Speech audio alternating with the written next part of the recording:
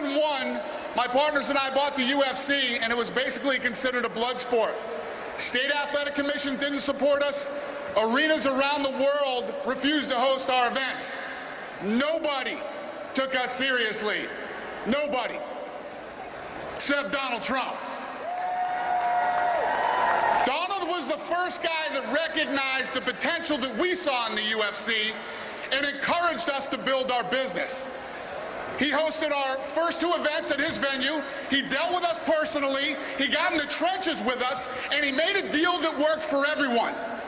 On top of that, he showed up for the fight on Saturday night and sat in the front row. Yeah, he's that guy. He shows up. Donald championed the UFC before it was popular, before it grew into a successful business, and I will always be grateful, so grateful to him for standing with us in those early days. So tonight, I stand with Donald Trump. Let me tell you 3 things that I respect about this man. First, Donald has great business instincts. He supports businesses of all sizes. He'll make it possible for them to grow and succeed, which is the backbone of a strong economy. Second, Donald is a hard worker. This guy's going to get up there. He's going to roll up his sleeves.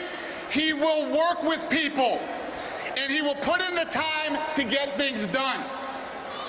Third, for over 15 years, Donald Trump has been a loyal and supportive friend.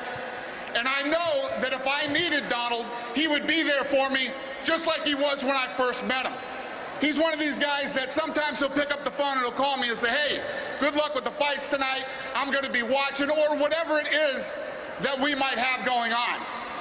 And he always reaches out to me when something has happened in my career. Back in 2011, we signed this huge network television deal with Fox, and they did a big write-up in the New York Times. Donald took that paper and he wrote on the front and said, congratulations, Dana, I always knew you were going to do it. Just for the record, Donald has nothing to do with my business. We're not in business together. His interest in me and my business are personal.